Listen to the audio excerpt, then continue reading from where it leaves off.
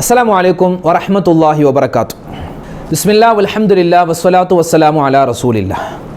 ഏറ്റവും സ്നേഹ ബഹുമാനം നിറഞ്ഞ സത്യവിശ്വാസികളെ, ഉമ്മമാരെ, ഉപ്പമാരെ, ശബ്ദം കേൾക്കുന്ന സഹോദരി സഹോദരന്മാരെ, ഇന്നത്തെ വീഡിയോയിലേക്ക്, ഇന്നത്തെ ക്ലാസ്സിലേക്ക് നമ്മൾ പ്രവേശിക്കുന്നതിന് മുമ്പ് നമ്മുടെ ഇന്ത്യ കണ്ട, ലോകം കണ്ട ഒരു ഒത്തൊരുമയുടെ ഏറ്റവും വലിയ ഒരു മകുടോദാഹരണത്തിൻ്റെ ആ വലിയ വിശേഷങ്ങൾ, ആ വലിയ സന്തോഷങ്ങൾ ആദ്യമായി നിങ്ങളിലേക്ക് പങ്കുവെക്കുകയാണ്. ഏതാനും ദിവസങ്ങൾക്ക് മുമ്പ് നമ്മുടെ സോഷ്യൽ മീഡിയ ആകെ പരന്നൊരു വാർത്തയുണ്ട്.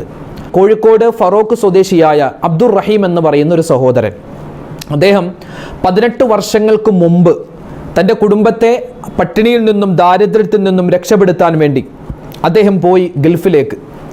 അങ്ങനെ ഒരു നല്ലൊരു ജോലി കിട്ടി. ആ ജോലിയിൽ ഇങ്ങനെ പ്രവേശിച്ച് അവിടുത്തെ കാര്യങ്ങൾ ഇങ്ങനെ നടത്തിക്കൊണ്ടിരിക്കുന്നതിൻ്റെ ഇടയിൽ അദ്ദേഹത്തിൻ്റെ കഫീൽ, അദ്ദേഹത്തിൻ്റെ അറബി, ആ അറബിയുടെ സുഖമില്ലാത്ത മകൻ, ആ മകനുമായി ഇദ്ദേഹം കാറിൽ പോകുന്ന സമയത്ത് ഉണ്ടായ ചെറിയ ഒരു കയ്യബദ്ധം, ആ ഒരു കയ്യബദ്ധത്തിൻ്റെ പേരിൽ ആ കുട്ടിയുടെ ജീവൻ നഷ്ടമായി. അദ്ദേഹം ചെയ്തു പോയ ആ ഒരു അബദ്ധത്തിന് 18 വർഷമാണ് അദ്ദേഹം അവിടെ സൗദിയിലെ ജയിലിൽ കഴിയുന്നത്. അതായത് ഇരട്ട ജീവപര്യന്തം അദ്ദേഹം അനുഭവിച്ചു കഴിഞ്ഞു. അദ്ദേഹം ചെയ്ത ആ കുറ്റത്തിന് അദ്ദേഹം ശിക്ഷ അനുഭവിച്ചു കഴിഞ്ഞു. എന്നിട്ടും ആ ഒരു അബദ്ധത്തിൽ ക്ഷമിക്കാതെ അവിടെയുള്ള ആളുകൾ ഇദ്ദേഹത്തെ വധിക്കണം, ഇദ്ദേഹത്തെ കൊല ചെയ്യണം, ഇദ്ദേഹത്തെ വധശിക്ഷ ഇദ്ദേഹത്തിന് കൊടുക്കണം, മരണശിക്ഷ കൊടുക്കണം എന്ന് വാദിക്കുകയും അവിടുത്തെ കോടതി അത് ശരിവെക്കുകയും ചെയ്തു. അവസാനം ഇവരുമായിട്ട് ചർച്ച ചെയ്തപ്പോൾ ഈ കുടുംബക്കാർ പറഞ്ഞത് ഇദ്ദേഹത്തെ വെറുതെ വിടാം, പക്ഷേ 34 കോടി രൂപ, ഇന്ത്യൻ കോടി രൂപ ദയാധനമായി തന്നാൽ ഇദ്ദേഹത്തെ വെറുതെ വിടാം. ആരോട് കൈനീട്ടാൻ? വീട്ടിലുള്ളത് വയസ്സായ ഉമ്മയാണ്. കരയാൻ മാത്രമാണ് ഉമ്മക്കറിയാവുന്നത്. ആ ഉമ്മയുടെ കണ്ണുനീര് നമ്മളൊക്കെ സോഷ്യൽ മീഡിയയിലൂടെ കണ്ടവരാണ്. വിശുദ്ധമായ ഖുർആൻ ഓതിക്കൊണ്ട് അവരിങ്ങനെ കരയുക. 18 വർഷം തൻ്റെ മകൻ, 18 വർഷം തൻ്റെ മകൻ ഇങ്ങനെ ജയിലിൽ കഴിയുന്നത് ഓർത്ത്, ആ മകനെ ഓർത്ത്, മകൻ മരിച്ചു പോയെങ്കിൽ മരിച്ചു പോയി എന്നൊരു സമാധാനമുണ്ട്. ഇത് മരിച്ചിട്ടുമില്ല, ജീവിച്ചിട്ടുമില്ല, അങ്ങനെ മരണത്തിൻ്റെയും ജീവൻ്റെയും ഇടയിൽ കിടന്ന് പിടയുന്ന ആ മകനെ ഓർത്ത് ഇവിടെ ഒരു ഉമ്മ മരിച്ചു ജീവിക്കുകയാണ്. ആ ഉമ്മയുടെ കണ്ണീരിന് അറുതിയായി, ആ ഉമ്മയുടെ ദുആക്ക് അറുതിയായി അൽഹംദുലില്ലാ പടച്ച തമ്പുരാൻ ജഗദീശ്വരൻ അല്ലാഹു തആല നമുക്ക് ഒരു മാർഗം കാണിച്ചു തന്നു. നമ്മുടെ രാജ്യത്ത് ഇതുപോലെ ഒരു കൂട്ടായ്മ ഉണ്ടായിട്ടുണ്ടോ എന്ന് സംശയമാണ്.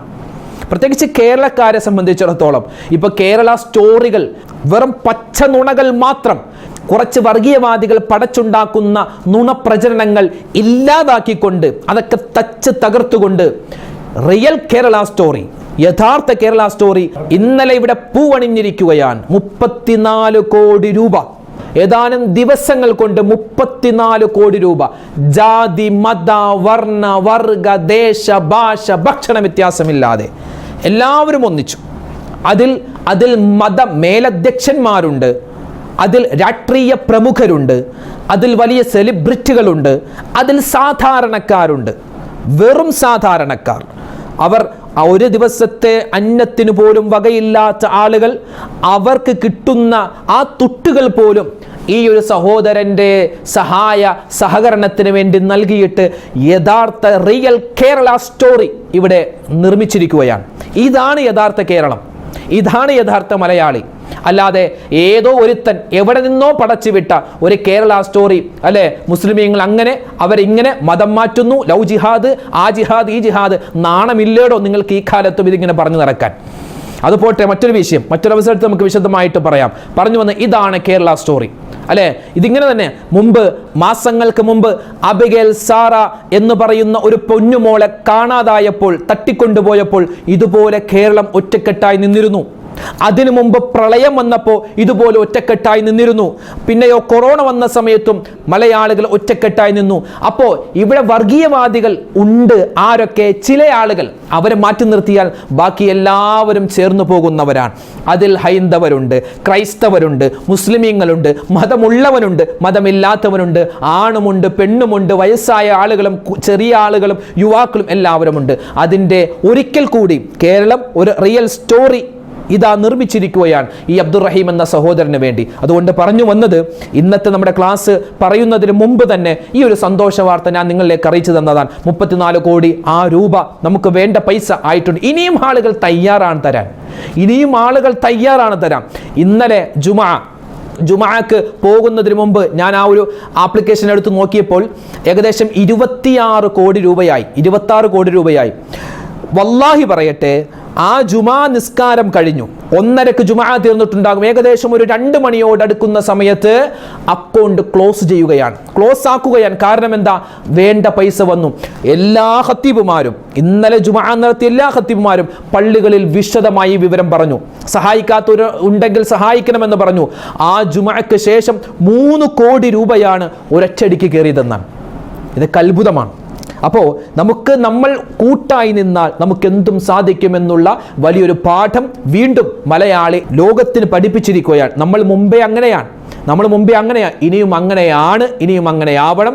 അതിൻ്റെ ഇടയിൽ ഈ വർഗീയവാദികൾ, അതുപോലെ കേരള സ്റ്റോറി എന്നും അതും ഇതൊക്കെ പറഞ്ഞ് ഒരുപാട് പ്രശ്നങ്ങൾ ഉണ്ടാക്കുന്ന ആളുകളെ ഒന്നും മാറ്റി നിർത്തിയാൽ നമുക്ക് നമ്മുടെ ദൈവത്തിൻ്റെ സ്വന്തം നാടായ കേരളത്തെ ചേർത്ത് പിടിക്കാൻ പറ്റും. അല്ലാഹു തആല പടച്ച തമ്പുരാൻ ഈശ്വരൻ നമുക്ക് ഈ ഒരു സംരംഭത്തിന് ആരൊക്കെ സഹായിച്ചിട്ടുണ്ടോ, സഹകരിച്ചിട്ടുണ്ടോ, അവർക്ക് അർഹമായ പ്രതിഫലം കൊടുക്കുമാറാവട്ടെ എന്ന് ആത്മാർത്ഥമായി പ്രാർത്ഥിക്കുകയാണ്, ദുആ ചെയ്യുകയാണ്.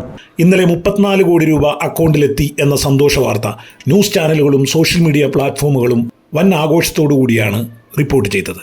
പ്രശസ്ത മതപണ്ഡിതനായ ബഷീർ ഫൈസി ദേശമംഗലത്തിൻ്റെ ഫേസ്ബുക്ക് പോസ്റ്റുകൾ ഇതിൽ ഏറെ ശ്രദ്ധേയമാകുകയും ചെയ്തു. തൊട്ടടുത്ത പോസ്റ്റിൽ അദ്ദേഹം ബോബി ചെമ്മന്നൂരിനെ ഈ വിഷയത്തിൽ അനുമോദിക്കാനും മറന്നിട്ടില്ല.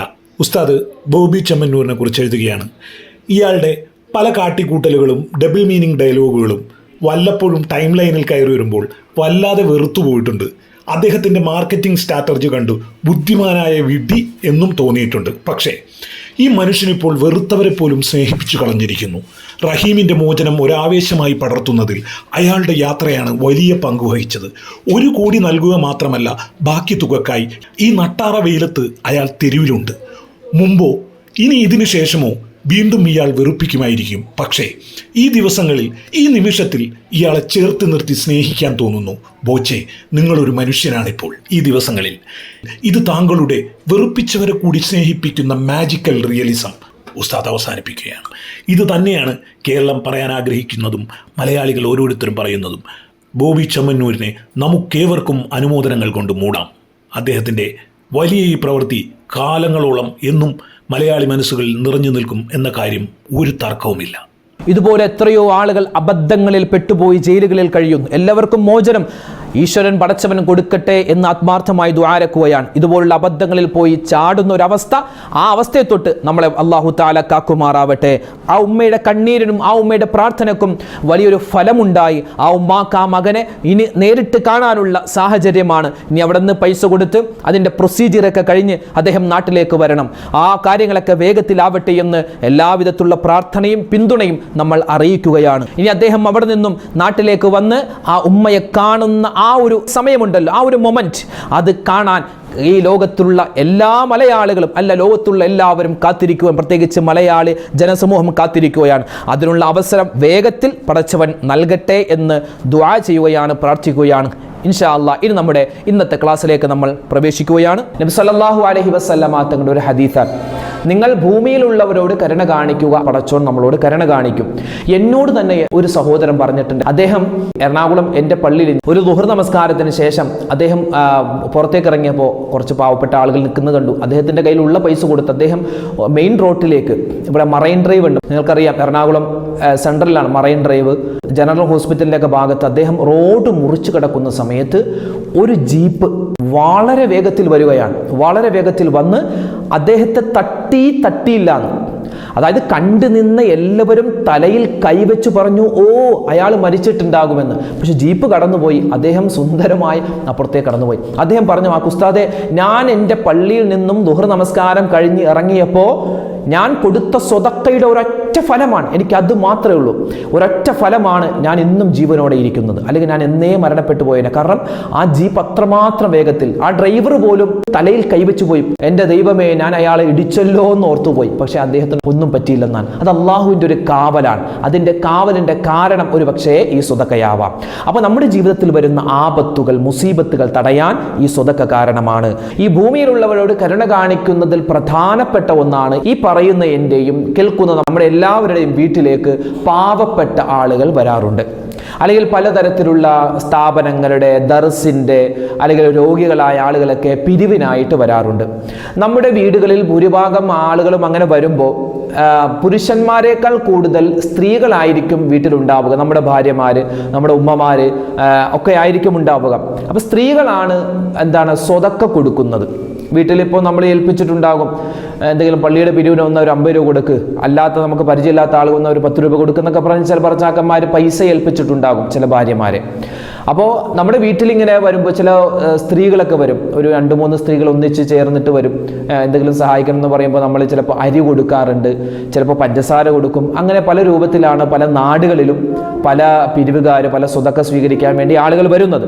അപ്പോൾ ആ സമയത്തൊക്കെ എൻ്റെ ഉമ്മമാരെ പ്രത്യേകം ശ്രദ്ധിക്കാൻ. നിങ്ങളായിരിക്കുമല്ലോ നിങ്ങളുടെ വീടുകളിൽ ആരെങ്കിലും പിരിവിനായിട്ടോ സ്വതക്കൊക്കെ ആയിട്ടോ വരുന്ന സമയത്ത് നിങ്ങളായിരിക്കും പൈസ കൊടുക്കുക. നിങ്ങളുടെ മനസ്സിൽ ആ സമയത്ത് ഒരു ദുആ നിങ്ങൾ കൊണ്ടുവന്നാൽ, നിങ്ങൾ കൊടുക്കുന്ന സ്വതക്കകൾ കൊണ്ട് നിങ്ങളുടെ മക്കളുടെ ദുസ്വഭാവം മാറും. ഞാൻ ഒരുപാട് അവനെ ഉപദേശിച്ചു, ഞാൻ അവനോട് ഉപദേശിക്കുന്ന സമയത്ത് അവൻ എന്നോട് തർക്കിക്കുകയാണ്. അതുപോലെ തന്നെ വാപ്പമാര് മക്കളെ പറ്റി പരാതി പറയുന്നു, ഉമ്മമാര് പരാതി പറയുന്നു. ഇങ്ങനെ മക്കളുടെ ദുസ്വഭാവം എന്തുണ്ടോ അത് മാറാനുള്ള എളുപ്പ വഴി, നിങ്ങൾ ആരെങ്കിലും നിങ്ങളുടെ വീട്ടിലേക്ക് വരുമ്പോൾ നിങ്ങൾ കൊടുക്കുന്ന സ്വതക്ക ഒരു 10 രൂപയാവട്ടെ, 5 രൂപയാവട്ടെ, ചിലപ്പോൾ കുറച്ച് അരി ആയിരിക്കും കൊടുക്കാറ്, അല്ലെങ്കിൽ പഴയ എന്തെങ്കിലും ഡ്രസ്സ് ഉണ്ടെങ്കിൽ അതായിരിക്കും കൊടുക്കുന്നത്. അപ്പം അങ്ങനെയൊക്കെ കൊടുക്കുന്ന ആളുകളുണ്ട്. നമ്മുടെ മുന്നിൽ വരുന്ന പാവപ്പെട്ട ആളുകൾക്ക് നമ്മൾ എന്താണോ സ്വതക്കയായി കൊടുക്കുന്നത്, പൈസയാവട്ടെ മറ്റ് സാധനങ്ങളാവട്ടെ, ആ സമയത്ത് ഒരു ചെറിയൊരു ദുആ നിങ്ങളുടെ മനസ്സിൽ നിങ്ങൾ പറഞ്ഞാൽ, നിങ്ങളുടെ മനസ്സിൽ നിങ്ങൾ കൊണ്ടുവന്നാൽ, ആ കൊടുക്കുന്ന സ്വതക്കകൾ കൊണ്ട് ഒന്നാമത്തെ നേട്ടം നിങ്ങളുടെ മക്കളുടെ ദുസ്വഭാവം മാറും. ചില ഉമ്മമാര് കമന്റായി എഴുതാറുണ്ട്, ഭർത്താവിൻ്റെ ദുസ്വഭാവം, ഉസ്താദേ ഭർത്താവ് വളരെ മോശപ്പെട്ട സ്വഭാവത്തിലാണ്, പലപ്പോഴും പള്ളിയിലേക്ക് പോകുന്നില്ല, അങ്ങനെ ഒരുപാട് വിഷമം പറയുന്ന ഉമ്മമാരുണ്ട്. അപ്പം അങ്ങനെ ഭർത്താവിൻ്റെ ദുസ്വഭാവം, മക്കളുടെ ദുസ്വഭാവം മാറാൻ, പിന്നെ ഭർത്താവിൻ്റെ കച്ചവടത്തിലൊക്കെ ഖൈറുണ്ടാവാൻ, അതുപോലെ തന്നെ നമുക്ക് എന്തെങ്കിലും ഒരു ആപത്ത് അല്ലാഹു വിധിച്ചിട്ടുണ്ടെങ്കിൽ ആ ആപത്തുകൾ തട്ടിമാറ്റപ്പെടാൻ, അതുപോലെ എന്തെങ്കിലും ഒരു മാറാ രോഗങ്ങൾ അല്ലാഹു തആല വിധിച്ചിട്ടുണ്ടെങ്കിൽ ആ രോഗങ്ങൾ നമ്മുടെ ജീവിതത്തിൽ വരാതെ, നമ്മുടെ കുടുംബത്തിൽ ഭവിക്കാതെ അതൊക്കെ തട്ടിമാറാൻ, അതുപോലെ തന്നെ നമ്മുടെ ഈമാൻ ഒന്ന് ഉറയ്ക്കാൻ, അങ്ങനെ ഈ ഒരു പറയപ്പെട്ട പ്രതിഫലങ്ങളൊക്കെ കിട്ടാൻ നിങ്ങൾ കൊടുക്കുന്ന സ്വതക്ക, ആ കൊടുക്കുന്ന പൈസ കൊടുക്കുന്ന സമയത്ത്, അല്ലെങ്കിൽ എന്താണോ സ്വതക്ക കൊടുക്കുന്നത്, ഹദിയ കൊടുക്കുന്നത്, ആ ഒരു സമയത്ത് ഒരൊറ്റ ദുആ നിങ്ങളുടെ മനസ്സിൽ കൊണ്ടുവരണം. ഏതാണ് ആ ദുആ എന്നറിയോ? ആദരവായ റസൂലുള്ളാഹി സ്വല്ലല്ലാഹു അലൈഹി വസല്ലമ തങ്ങൾ പറയുകയാണ്, സ്വഹാബത്തെ നിങ്ങൾ എന്തെങ്കിലും ഒരു സ്വതക്ക കൊടുത്താൽ, നിങ്ങൾ എന്ത് സ്വതക്ക എന്നല്ല എന്ത് നല്ല കാര്യം ചെയ്താലും, നിസ്കാരം കഴിഞ്ഞ് അല്ലെങ്കിൽ ഖുർആൻ ഓതി കഴിഞ്ഞൊക്കെ നിങ്ങൾ ഒരു ദുആ നിങ്ങളുടെ മനസ്സിൽ കൊണ്ടുവരണം. നമുക്ക് എല്ലാവർക്കും അറിയാവുന്ന ദുആയാണ്. ഏതാണ് ആ ദുആ എന്നറിയോ? നമ്മളൊക്കെ പറയാറുള്ള ദുആയാണ്. മഹാനായ ഇബ്രാഹിം നബി അലൈഹി സ്വലാത്തു വസ്സലാമും മകനാകുന്ന ഇസ്മായിൽ നബി അലൈഹി സ്വലാത്തു വസ്സലാമും കഅബയുടെ പണി പൂർത്തീകരിച്ചതിന് ശേഷം അല്ലാഹ് പറഞ്ഞു കഅബ നിർമ്മിക്കാൻ. അപ്പോൾ അങ്ങനെ പൊട്ടിപ്പാളീസായി കിടക്കുന്ന പഴയ കല്ലുകളും പുതിയ കല്ലുകളൊക്കെ ചേർത്ത് മനോഹരമായി പരിശുദ്ധമായ കഅബ പണി പൂർത്തീകരിക്കുകയാണ്. ആ കഅബയുടെ പണി പൂർത്തീകരിച്ച് കഴിഞ്ഞ് ഈ 2 പ്രവാചകന്മാരും കൂടി, വാപ്പയും മകനും കൂടി ദുആ ചെയ്യുന്നു, റബ്ബനാ തഖബ്ബൽ മിന്നാ ഇന്നക അന്തസ് സമീഉൽ അലീം.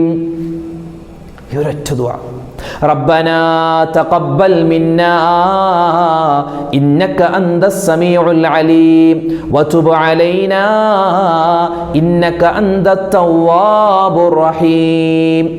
ഈ ഒരു ദുആ എൻ്റെ ഉമ്മമാരെ, നിങ്ങൾ എന്തെങ്കിലും ഒരു പൈസ ആർക്കെങ്കിലും ഒരു യതീംഖാനയുടെ പിരിവാവട്ടെ, അല്ലെങ്കിൽ ഒരു ദർസിൻ്റെ പിരിവാവട്ടെ, അറബിക് കോളേജിൻ്റെ പിരിവാവട്ടെ, അല്ലെങ്കിൽ കുറച്ച് റിലീഫ് പ്രവർത്തനങ്ങൾ നടത്തുന്നുണ്ട്, അതിലേക്ക് താത്ത എന്തെങ്കിലും ഒരു സംഭാവന തരണേ, അല്ലെങ്കിൽ കാക്ക എന്തെങ്കിലും ഒരു സംഭാവന തരണേ എന്നൊക്കെ പറഞ്ഞ് നമ്മുടെ വീടുകളിലേക്ക് വന്നാൽ, അല്ലെങ്കിൽ നമ്മുടെ മൊബൈലിൽ തന്നെ ക്യാൻസർ രോഗികൾ, മറ്റ് രോഗങ്ങൾ ബാധിച്ചവർ, അങ്ങനെ എന്തെങ്കിലുമൊക്കെ പിരിവൊക്കെ ആയിട്ട് എന്തെങ്കിലും ഒരു സ്വതക്കയുടെ അല്ലെങ്കിൽ എന്തെങ്കിലും റിലീഫ് പ്രവർത്തനത്തിൻ്റെ ഒരു മെസ്സേജ് നമ്മുടെ ഫോണിൽ വന്നു, നമ്മൾ അതിലുള്ള ഗൂഗിൾ പേ നമ്പറിലേക്കോ അല്ലെങ്കിൽ പേടിഎം നമ്പറിലേക്കോ അല്ലെങ്കിൽ സ്കാനിങ്ങിലേക്കോ പൈസ അയച്ചു കൊടുക്കുന്നു, 100 രൂപ 200 രൂപയൊക്കെ അയച്ചു കൊടുക്കുന്ന സമയത്തും നമുക്ക് പറയാൻ പറ്റിയൊരു ദുആയാണ് റബ്ബനാ തഖബ്ബൽ മിന്നാ ഇന്നക അന്തസ് സമീഉൽ അലീം വതുബ് അലൈനാ ഇന്നക അന്തത് തവ്വാബുർ റഹീം. ഉമ്മമാരെ, ഇന്നും നാളെയും ഇനിയുള്ള ദിനങ്ങളിലും നമ്മുടെ വീട്ടിൽ ആരൊക്കെ സ്വതക്കക്ക് വേണ്ടി വരുന്നുണ്ടോ അവർക്കൊക്കെ നമ്മൾ എന്തെങ്കിലും പൈസ കൊടുക്കുകയാണെങ്കിൽ അല്ലെങ്കിൽ മറ്റെന്തെങ്കിലും സാധനങ്ങൾ കൊടുക്കുകയാണെങ്കിൽ ആ കൊടുത്തതിന് ശേഷം നമ്മൾ പറയണം എന്ത്? റബ്ബനാ തഖബ്ബൽ മിന്നാ ഇന്നക അന്തസ് സമീഉൽ അലീം വതുബ് അലൈനാ ഇന്നക അന്തത് തവ്വാബുർ റഹീം. ഈ ദുആ പറയാൻ മറന്നു പോകരുത്. ഈ ദുആ പറഞ്ഞാൽ കിട്ടുന്ന പ്രതിഫലം എന്തെന്നറിയോ? ആ കൊടുക്കുന്ന സ്വതക്കകൾ കൊണ്ട് നമുക്കെന്തെങ്കിലും അല്ലാഹു ആപത്ത് വിധിച്ചിട്ടുണ്ടെങ്കിൽ ആ ആപത്തുകൾ അല്ലാഹു തട്ടിമാറ്റുന്നതാണ്. മാറാ രോഗങ്ങൾ തടയപ്പെടുന്നതാണ്. നിങ്ങളുടെ ഭർത്താവിൻ്റെ രോഗങ്ങൾ മാറുകയും മക്കളുടെ പ്രയാസങ്ങൾ മാറുകയും ഭാര്യയുടെ രോഗങ്ങൾ മാറുകയും ഭർത്താവിൻ്റെയും മക്കളുടെയും കച്ചവടത്തിലും അവരുടെ പഠനത്തിലുമൊക്കെ റാഹത്തുണ്ടാവാൻ, സന്തോഷമുണ്ടാവാൻ. നമ്മുടെ മക്കൾ പരീക്ഷ എഴുതുന്ന കാലമാണ്. പല മക്കളുടെയും പരീക്ഷ കഴിഞ്ഞു, ഇനിയും പരീക്ഷകൾ വരാനിരിക്കുന്നു. ആ പരീക്ഷകളിൽ ഉന്നതമായ വിജയം എൻ്റെ മക്കൾക്ക് നീ കൊടുക്കണേ അല്ലാ എന്ന നല്ല നീയത്തോടു കൂടി നമ്മൾ കൊടുക്കുന്ന സ്വതക്ക, ആ സ്വതക്ക കൊടുത്തതിന് ശേഷം ഈ ഒരു ദുആ പറയണം. ദുആ ഏതാണ്? റബ്ബനാ തഖബ്ബൽ മിന്നാ ഇന്നക അന്തസ് സമീഉൽ അലീം വതുബ് അലൈനാ ഇന്നക അന്തത് തവ്വാബുർ റഹീം. ഈ ദുആ നമ്മൾ മറന്നു പോകരുത്. ആ ദുആയാണ് നമ്മൾ പറയേണ്ടത്. പിന്നെ സ്വതക്ക കൊടുക്കുന്ന സമയത്ത് നമ്മൾ പലപ്പോഴും പറയുന്ന അല്ലെങ്കിൽ നമ്മൾ ചിന്തിക്കുന്ന ചില അബദ്ധങ്ങളുണ്ട്. ഒരിക്കലും അങ്ങനെ ചിന്തിക്കാൻ പാടില്ല. അതായത് നമ്മുടെ വീടിൻ്റെ മുന്നിൽ ഒരു പിരിവുകാരൻ വന്നാൽ, എന്തെങ്കിലും പിരിവാവട്ടെ, ഇപ്പോൾ ചിലപ്പോൾ ഒരുപാട് തട്ടിപ്പുണ്ട് കേട്ടോ, ഒരുപാട് തട്ടിപ്പുകളുണ്ട്. ഇപ്പോൾ മറ്റ് സംസ്ഥാനങ്ങളിൽ നിന്നും മറ്റ് മതക്കാരായ ആളുകൾ പർദ്ദയിട്ട് ചിലപ്പോൾ തൊപ്പിയൊക്കെ വെച്ചിട്ട് നമ്മുടെ മുമ്പിൽ അസ്സലാമു അലൈക്കും ഇത്ത എന്തെങ്കിലും തരണേ. അവരാകെ പഠിച്ചു വെച്ചിട്ടുള്ള ഡയലോഗ് അതാണ്. അസ്സലാമു അലൈക്കും ഇത്ത അല്ലെങ്കിൽ അസ്സലാമു അലൈക്കും ഇക്ക എന്തെങ്കിലും തരണേ, സ്വതക്ക തരണേ, സഹായിക്കണേ. അവർക്ക് ആകെ അറിയാവുന്ന മലയാളം അതാണ്. എന്തെങ്കിലും തരണേ, സ്വതക്ക. തട്ടിപ്പുമായിട്ട് ആളുകൾ വരാറുണ്ട്. അല്ലാതെ യാഥാർത്ഥ്യമായ ഒരുപാട് പ്രയാസങ്ങൾ അനുഭവിക്കുന്ന, ദുഃഖങ്ങളുള്ള, രോഗങ്ങളുള്ള, പ്രതിസന്ധികൾ അനുഭവിക്കുന്ന ആളുകളും നമ്മുടെ വീട്ടിൽ വരാറുണ്ട്. അപ്പോൾ ആര് വന്നാൽ തട്ടിപ്പാണെങ്കിൽ നമുക്കത് മനസ്സിലായാൽ പിന്നെ നമ്മൾ കൊടുക്കേണ്ട കാര്യമില്ല. പക്ഷെ അതല്ലാതെ വരുമല്ലോ, അല്ലേ? നമുക്കറിയില്ല, ഒരുപാട് പേര് വരാറുണ്ട്, പ്രയാസങ്ങൾ അനുഭവിക്കുന്ന ആളുകളുണ്ടാകും. അപ്പോൾ അവർക്ക് നമ്മൾ എന്തെങ്കിലും ഒരു സ്വതക്ക കൊടുക്കുന്ന സമയത്ത് ഈ ദുആ മറന്നു പോകരുത്. അതോടൊപ്പം തന്നെ പല ആളുകളും ചെയ്യുന്ന പരിപാടി എന്തെന്നറിയോ? നമ്മുടെ വീട്ടിൽ 10 രൂപയുടെ നോട്ടുണ്ട്. ആ 10 രൂപയുടെ നോട്ടിൽ ഒരു നോട്ട് കീറിയ നോട്ടാണ്. കീറിയിട്ട് നമ്മൾ ഈ സെല്ലോ ടേപ്പ് ഒട്ടിച്ചിരിക്കുന്ന അല്ലെങ്കിൽ ഒട്ടിച്ച് വെച്ചിരിക്കുന്ന അല്ലെങ്കിൽ നമ്മൾ തൊട്ടാൽ കീറിപ്പോകുന്ന തരത്തിലുള്ള നോട്ടാണ്. അപ്പോൾ നമ്മൾ എന്ത് ചെയ്യും? നമ്മളത് മടക്കി വെച്ചിട്ട് ആരെങ്കിലും പിരിവില വരുമ്പോൾ അയാൾക്ക് കൊടുക്കും. ഒരിക്കലും അങ്ങനെ ചെയ്യരുത്. നമ്മൾ സ്വതക്ക കൊടുക്കുന്ന പൈസ എന്ന് പറഞ്ഞാൽ നമ്മളിൽ നിന്നും അത് പോകുന്ന പൈസയല്ല, അത് നമുക്ക് തിരിച്ചു വരുന്ന പൈസയാണ്. ഇന്നല്ലെങ്കിൽ നാളെ ആഖിറത്തിലെങ്കിലും അത് തിരിച്ചു വരുന്ന പൈസയാണ്. അപ്പോൾ സ്വതക്ക കൊടുക്കുന്ന നോട്ട് ഒരിക്കലും കീറിപ്പറഞ്ഞ നോട്ട്. നമ്മൾ പല ആളുകളും കീറിയ നോട്ടുകൾ പോക്കറ്റ് വെച്ചിരിക്കുക, ആരെങ്കിലും ചോദിക്കുകയാണെങ്കിൽ എടുത്തു കൊടുക്കാൻ. അങ്ങനെയല്ല. പഴയ നോട്ടുകളോ കീറിയ നോട്ടുകളോ അല്ല സ്വതക്ക കൊടുക്കേണ്ടത്. നല്ല നോട്ട് തന്നെ കൊടുക്കണം. കാരണം അത് നമ്മൾ സ്വർഗത്തിലേക്ക് നമ്മൾ ടിക്കറ്റ് വാങ്ങുന്ന നോട്ടുകളാണ്. സ്വർഗത്തിലേക്കുള്ള നമ്മുടെ പാസ് വാങ്ങുന്ന, നമ്മുടെ സീറ്റ് നമ്മൾ ഉറപ്പിക്കുന്ന നോട്ടാണത്. അപ്പം അതുകൊണ്ട് നല്ല നോട്ട് തന്നെ കൊടുക്കണേ. പിന്നെ കൊടുക്കുന്ന സമയത്ത് പല ആളുകളും പ്രാഗിക്കൊണ്ട് കൊടുക്കുന്നു. ഒന്ന് ഒഴിഞ്ഞു പോട്ടെ, ശല്യം, ഇങ്ങനെ ബെല്ലടിച്ചുകൊണ്ടിരിക്കുന്നു, ഒഴിഞ്ഞു പോ, ഇനി മേലെ വന്നു പോകരുത് എന്നൊക്കെ പറഞ്ഞിട്ട് പല ആളുകളും സ്വതക്ക കൊടുക്കുന്ന ആളുകളുണ്ട്. അങ്ങനെ ചെയ്യരുതേ. നല്ല മനസ്സോടെ ബിസ്മില്ലാ എന്ന് പറഞ്ഞിട്ട് വേണം കൊടുക്കാൻ. ചിലപ്പോൾ നമ്മൾ ഈ കൊടുക്കുന്ന സ്വതക്ക ആ വാങ്ങുന്ന ആള് ചിലപ്പോൾ അർഹതയില്ലാത്തവരാവാം. അവൻ സ്വതക്ക വാങ്ങാൻ അർഹതയില്ലാത്തവനാവാം, തട്ടിപ്പാവാം. പക്ഷെ നമുക്കറിയില്ലല്ലോ അത് തട്ടിപ്പാണെന്ന്. അപ്പോൾ നമ്മൾ എന്ത് ചെയ്യുക? ഇത് സ്വതക്ക വാങ്ങാൻ അർഹനാണ് പടച്ചോനെ, ഞാനിതാ കൊടുക്കുന്നു, ബിസ്മില്ലാഹിർ റഹ്മാൻ റഹീം എന്ന് നല്ല നിയ്യത്തിൽ ബിസ്മി പറഞ്ഞ് നമ്മൾ കൊടുത്താൽ നമ്മൾ ആ കൊടുത്തതിൻ്റെ പ്രതിഫലം കിട്ടും. പാവപ്പെട്ടവനെ സഹായിച്ചതിൻ്റെ പ്രതിഫലം കിട്ടും. ആ ബിസ്മി പറഞ്ഞതിൻ്റെ പ്രതിഫലം നമുക്ക് കിട്ടും. അപ്പോൾ അതുകൊണ്ട് സ്വതക്ക കൊടുക്കുന്ന സമയത്ത് ബിസ്മില്ലാഹിർ റഹ്മാൻ റഹീം എന്ന് പറയണം. അതുപോലെ കീറി പറഞ്ഞ നോട്ടൊന്നും കൊടുക്കല്ലേ. നമുക്ക് എല്ലാതും നല്ല നോട്ട് കൊടുക്കുക, എല്ലാം നല്ല പൈസ കൊടുക്കുക. പിന്നെ അതുപോലെ തന്നെ പല ആളുകളും കാണിക്കാൻ വേണ്ടി, എൻ്റെ മുന്നിൽ വന്ന പാവപ്പെട്ടവനെ ഞാൻ സഹായിച്ചിട്ടുണ്ട് എന്ന് കാണിക്കാൻ വേണ്ടി ചില ആളുകൾ പോക്കറ്റിൽ നിന്നും ഇങ്ങനെ പൈസ എടുത്ത് ഇങ്ങനെ 100ൻ്റെ നോട്ടാണെങ്കിൽ ഇങ്ങനെ ഒന്ന് വീശിയൊക്കെ കാണിച്ചിട്ട് ഇങ്ങനെ കൊടുക്കുന്ന ആൾ. അങ്ങനെ കൊടുക്കല്ലേ. കാരണം ഏതായാലും നമ്മൾ സ്വതക്ക കൊടുക്കുന്നു, അത് മറ്റുള്ളവരെ കാണിക്കാനല്ല, അള്ളാഹ് അറിയാനാണ്. അതുകൊണ്ട് കൊടുക്കുന്ന സമയത്ത് ആരും കാണുന്ന ഒരു രൂപത്തിലല്ല. ജനങ്ങളുടെ മുന്നിൽ വെച്ചാണ് വന്നതെങ്കിൽ നമ്മളിപ്പോൾ കൊടുക്കുന്ന സമയത്ത് ആളുകൾ കാണും. പക്ഷെ ആ സമയത്ത് പടച്ചോനെ, ഇത് നിന്റെ തൃപ്തിക്ക് വേണ്ടിയാണ് ഞാൻ കൊടുത്തത് എന്ന നല്ല ഒരു ചിന്ത നമ്മുടെ മനസ്സിലുണ്ടാവണം. ഒരിക്കലും റിയാ ഉണ്ടാവരുത്, ലോകമാന്യത. ഇതെല്ലാവരും ഒന്ന് കാണട്ടെ, ഹാജിയാരായ എൻ്റെ വീട്ടിൽ വന്നിട്ട് ഞാനൊന്നും കൊടുത്തില്ലെങ്കിൽ ആളുകൾ എന്ത് വിചാരിക്കും, അതുകൊണ്ട് എല്ലാവരും അറിയട്ടെ എന്നൊക്കെ പറഞ്ഞ് ആ ഒരു നിയ്യത്തിലല്ല നമ്മൾ പൈസ കൊടുക്കേണ്ടത്. പിന്നെ ചില ആളുകളുണ്ട്, നമ്മുടെ വീട്ടിൽ 2-3 ആളുകൾ ഒന്നിച്ച് ചിലപ്പോൾ വന്നാൽ ഒരു 10 രൂപ കൊടുത്തിട്ട് അല്ലെങ്കിൽ ഒരു 5 രൂപയുടെ നോട്ട് കൊടുത്തിട്ട് അല്ലെങ്കിൽ തുട്ട് പൈസ കൊടുത്തിട്ട് ഇതെല്ലാവരും കൂടെ വീതിച്ചെടുത്തോ എന്ന് പറയും. 1 രൂപ വെച്ചാണ് എല്ലാവരും എടുക്കുന്നത്. അങ്ങനെ ഒരു പിശുക്കത്തരം കാണിക്കേണ്ട. നമ്മൾ അള്ളാഹിനോട് റഹ്മത്ത് ചോദിക്കുന്നില്ല, അല്ലാഹുമ്മ അർഹംനി യാ അർഹമർ റഹീമീൻ എന്ന് ചോദിക്കുന്നില്ലേ? അപ്പോൾ അള്ളാഹു തആല നമുക്ക് പിശുക്കിയാണോ റഹ്മത്ത് ചെയ്യുന്നത്? അല്ലല്ലോ. അള്ളാഹു അവൻ്റെ റഹ്മത്തിൽ ഒരുപാട് റഹ്മത്തുണ്ട്, അത് മുഴുവനും നമുക്ക് തരാൻ തയ്യാറാണ്. പക്ഷെ നമ്മൾ ചോദിക്കാത്തതിൻ്റെ കുറവ് മാത്രമേ ഉള്ളൂ. അള്ളാഹു നമുക്ക് റഹ്മത്ത് ചെയ്യും. അപ്പോൾ അള്ളാഹ്ക്ക് അങ്ങനെ ഒരു പിശുക്കത്തരമില്ല. പക്ഷെ മനുഷ്യനെ നമുക്കാണ് പിശുക്കത്തരം ഉള്ളത്. അപ്പോൾ അതുകൊണ്ട് ആരെങ്കിലുമൊക്കെ സ്വതക്കൊക്കെ വരുമ്പോൾ കൊടുക്കുന്നത് ചെറുതാവട്ടെ വലുതാവട്ടെ നല്ല നെയ്യത്തോടു കൂടി കൊടുക്കണം. പഠിച്ചോനെ, എൻ്റെ മക്കളുടെ കാര്യം, അതുപോലെ എൻ്റെ കുടുംബത്തിൻ്റെ കാര്യം, അതുപോലെ എൻ്റെ കച്ചവടം, എൻ്റെ വീട്, അതുപോലെ തന്നെ എൻ്റെ മക്കളുടെ പഠനം, എൻ്റെ രോഗങ്ങൾ, അതൊക്കെ മാറി എല്ലാം റാഹത്തിലാവണം, സന്തോഷത്തിലാവണം, നല്ല നിയ്യത്തിൽ കൊടുക്കുക. ഒരു മനുഷ്യൻ സ്വതക്ക് കൊടുത്താൽ അവനിക്ക് കിട്ടുന്ന ഏറ്റവും വലിയ പ്രതിഫലം എന്ന് പറഞ്ഞാൽ അവൻ്റെ മരണം നന്നാകുമെന്നുള്ളതാണ്. സൂഉൽ ഖാത്തിമയെ തൊട്ട് അല്ലാഹു കാക്കുകയും ഹുസ്നുൽ ഖാത്തിമ തരും, നല്ല മരണം തരും, ഉറപ്പാണ്. രണ്ടാമത്തേത് അവനിക്ക് ദീർഘായുസ് അല്ലാഹു തആല തരുമെന്നാണ്. ആയുസ് അല്ലാഹു ദീർഘിപ്പിച്ച് തരും. ഇപ്പം നമ്മൾ എപ്പോഴാണോ മരിക്കുന്നതെന്ന് അല്ലാഹു എഴുതി വെച്ചിട്ടുണ്ട്. ഇനി നമ്മൾ എന്ത് ചെയ്താലും ആ ഒരു ഡേറ്റിൽ നിന്നും അങ്ങോട്ടോ ഇങ്ങോട്ടോ മാറൂല. പക്ഷേ അള്ളാഹുവിന് അങ്ങനെ ഡേറ്റ് മാറ്റാൻ പറ്റുന്ന ഒരു കാര്യമുണ്ടെങ്കിൽ 2 കാര്യം, ഒന്ന് ദുആയാണ്, രണ്ടാമത്തേത് സ്വതക്കയാണ്. മഹാനായ അബ്ദുറഹ്മാൻ ഇബ്നു ഔഫ് റളിയല്ലാഹു അൻഹു, ഞാൻ ആ ചരിത്രം നിങ്ങളോട് പറഞ്ഞിട്ടുണ്ട് പലപ്പോഴും, എന്നാലും ഞാൻ അത് ഓർമ്മപ്പെടുത്തുകയാണ്.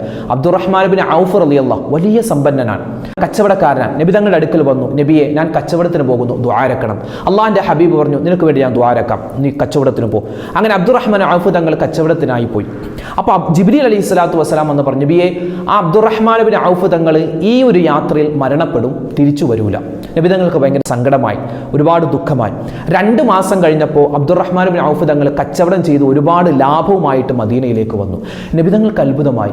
2 മാസം മുമ്പ് ജിബ്രീലാണ് വന്ന് പറഞ്ഞത് ഈ യാത്രയിൽ അബ്ദുറഹ്മാൻ ഇബ്നു ഔഫ് തങ്ങൾ മരണപ്പെടുമെന്ന്. ഇത് ജീവനോട് വന്നിരിക്കുന്നു, ഇതെന്തൊരു അത്ഭുതമാണ്. ആ സമയത്ത് ജിബ്രീൽ അലൈഹിസ്സലാം ഇറങ്ങി വന്നിട്ട് പറഞ്ഞു, നബിയെ സത്യമായിരുന്നു, പക്ഷേ ഈ യാത്രയിൽ മഹാനായ അബ്ദുറഹ്മാൻ ഇബ്നു ഔഫ് തങ്ങളുടെ ജീവിതത്തിൽ ഒരു സംഭവം ഉണ്ടായി.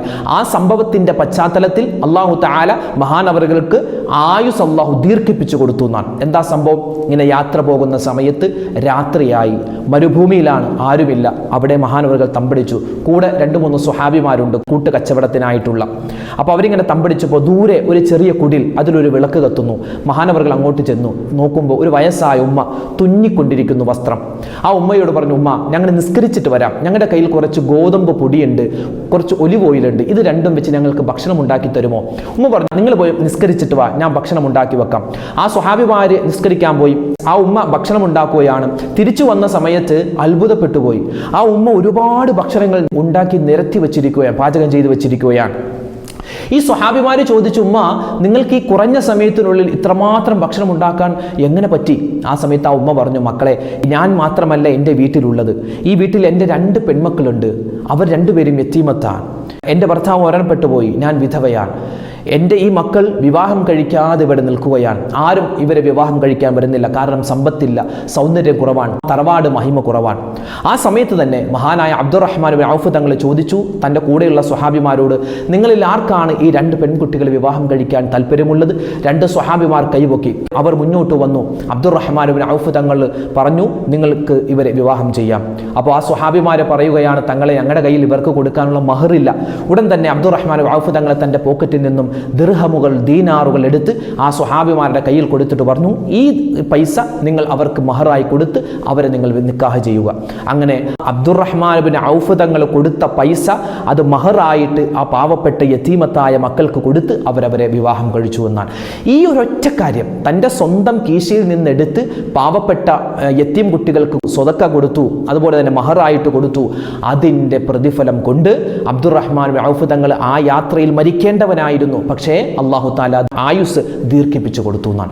എന്നോട് തന്നെ ഒരു സഹോദരൻ പറഞ്ഞിട്ടുണ്ട്, അദ്ദേഹം എറണാകുളം എൻ്റെ പള്ളിയിൽ ഒരു ദുഹർ നമസ്കാരത്തിന് നിസ്കാരത്തിന് ശേഷം അദ്ദേഹം പുറത്തേക്ക് ഇറങ്ങിയപ്പോൾ കുറച്ച് പാവപ്പെട്ട ആളുകൾ നിൽക്കുന്നത് കണ്ടു. അദ്ദേഹത്തിൻ്റെ കയ്യിലുള്ള പൈസ കൊടുത്ത് അദ്ദേഹം മെയിൻ റോഡിലേക്ക്, ഇവിടെ മറൈൻ ഡ്രൈവ് ഉണ്ട്, നിങ്ങൾക്കറിയാം എറണാകുളം സെൻട്രലിലാണ് മറൈൻ ഡ്രൈവ്, ജനറൽ ഹോസ്പിറ്റലിൻ്റെ ഒക്കെ ഭാഗത്ത് അദ്ദേഹം റോഡ് മുറിച്ച് കിടക്കുന്ന സമയത്ത് ഒരു ജീപ്പ് വളരെ വേഗത്തിൽ വരികയാണ്. വളരെ വേഗത്തിൽ വന്ന് അദ്ദേഹത്തെ തട്ടിയില്ലാന്ന്, അതായത് കണ്ടു നിന്ന് എല്ലാവരും തലയിൽ കൈവച്ച് പറഞ്ഞു, ഓ അയാൾ മരിച്ചിട്ടുണ്ടാകുമെന്ന്. പക്ഷെ ജീപ്പ് കടന്നുപോയി, അദ്ദേഹം സുന്ദരമായി അപ്പുറത്തേക്ക് കടന്നുപോയി. അദ്ദേഹം പറഞ്ഞു, ആ ഉസ്താദെ, ഞാൻ എൻ്റെ പള്ളിയിൽ നിന്നും ദുഹർ നമസ്കാരം കഴിഞ്ഞ് ഇറങ്ങിയപ്പോൾ ഞാൻ കൊടുത്ത സ്വതക്കയുടെ ഒരൊറ്റ ഫലമാണ്, എനിക്കത് മാത്രമേ ഉള്ളൂ, ഒരൊറ്റ ഫലമാണ് ഞാൻ ഇന്നും ജീവനോടെ ഇരിക്കുന്നത്, അല്ലെങ്കിൽ ഞാൻ എന്നേ മരണപ്പെട്ടു പോയേനെ. കാരണം ആ ജീപ്പ് അത്രമാത്രം വേഗത്തിൽ, ആ ഡ്രൈവർ പോലും തലയിൽ കൈവച്ചു പോയി, എൻ്റെ ദൈവമേ ഞാൻ അയാളെ ഇടിച്ചല്ലോ എന്ന് ഓർത്തുപോയി. പക്ഷെ അദ്ദേഹത്തിന് ഒന്നും പറ്റിയില്ലെന്നാണ്. അത് അള്ളാഹുവിൻ്റെ ഒരു കാവലാണ്. അതിൻ്റെ കാവലിൻ്റെ കാരണം ഒരു പക്ഷേ ഈ സ്വതക്കയാവാം.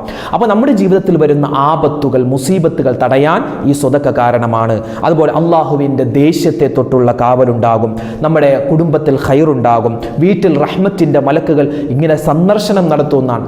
ഒരു മനുഷ്യൻ സ്വതക്ക കൊടുത്താൽ അവൻ്റെ ചുറ്റുഭാഗത്തും 70 മലക്കുകൾ ഉണ്ടാകുമെന്നാണ്. 70 മലക്കുകൾ. കാരണം ഇവൻ സ്വതക്ക കൊടുക്കുന്ന സമയത്ത് ഇവനെ പൊതിയാൻ, അതായത് ഒരാളിങ്ങനെ പൈസ കൊടുക്കുന്ന, സ്വതക്ക കൊടുക്കുന്ന സമയത്ത് 70 ശൈത്താന്മാർ വന്നിട്ട് പറയും, കൊടുക്കല്ലേടാ, കൊടുക്കല്ലേ, പൈസ കൊടുക്കല്ലേ, തീർന്നു പോകും, മക്കൾക്ക് ട്യൂഷൻ ഫീസ് അടക്കാനുള്ളതാണ്, കറണ്ട് കാശ് അടക്കാനുള്ളതാണ്, നീ കൊടുക്കല്ലേന്ന് പല വസുവാസുകൾ ഉണ്ടാക്കാൻ ശൈത്താന്മാർ വരുന്ന സമയത്ത് 70 മലക്കുകൾ വന്ന് ആ ശൈത്താന്മാർ ഓടിക്കുമെന്നാണ്. അപ്പോൾ 70 മലക്കുകളുടെ സംരക്ഷണത്തിലായിരിക്കും ആ സ്വതക്ക കൊടുത്ത മനുഷ്യനുണ്ടാവുക.